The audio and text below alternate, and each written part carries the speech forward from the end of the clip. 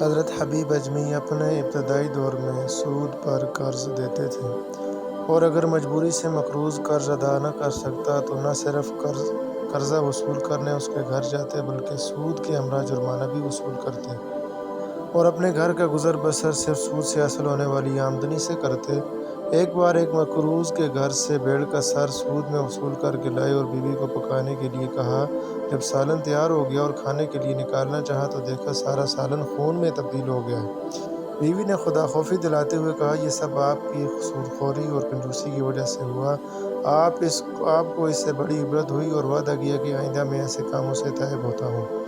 چنانچہ حضرت خواجہ حسن بصری کے دست پر تائب ہونے کے لیے گھر سے نکلے تو کھیل میں مصروف بچوں نے شور مچایا کہ راستے سے ہٹ جاؤ، حبیب سود خور آ رہا ہے، کہیں اس کے قدموں کی خاک ہم پر نہ پڑ جائے اور ہم بھی بدبخت اور سود خور نہ بن جائیں۔ جب حسن بصری کی خدمت میں حاضر ہوئے اور اللہ کے حضور توبہ کی، جب واپس لوٹے تو ان کی توبہ میں اخلاص کا یہ عالم تھا، تو انہی لڑکوں نے جو ابھی کھیل میں مصروف تھے کہنا شروع کر دیا، راستہ دے دو، حبیب تائب ہو کر آ رہا ہے، کہیں ہمارے قدموں کی گرد ان پر نہ پڑ جائے اور اللہ تعالیٰ کی بارگاہ میں ہمارا نام گناہ گاروں میں درج نہ ہو جائے۔ پھر آپ نے یہ اعلان کر دیا، جو ان کا مقروض ہے وہ اپنی تحریر اور سود کی رقم واپس لے جائے۔ یوں آپ نے اپنی ساری دولت اللہ کے راستے میں لوٹا دی۔ ایک وقت تھا کہ سود پر گزارا کرتے تھے اور اب توکل کے مقام پر یوں فائز ہوئے کہ بیوی بچوں کے اصرار پر مزدوری کے لیے گھر سے نکلے اور سارا دن اللہ تعالیٰ کی عبادت میں مشغول رہے۔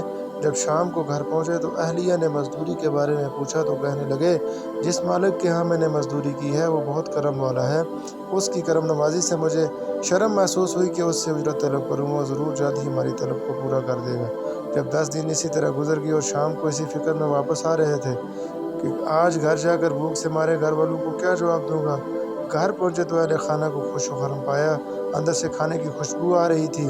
اہلیہ نے بتایا کہ تمہارا مالک تو بہت خیال رکھنے والا ہے، اس نے ایک بوری آٹا، ایک ذبح شدہ بکری، گھی، شہد اور 300 درہم بھیجے ہیں۔ ہمارے چینل کو سبسکرائب، ویڈیو کو لائک اور شیئر لازمی کریں۔ جزاک اللہ۔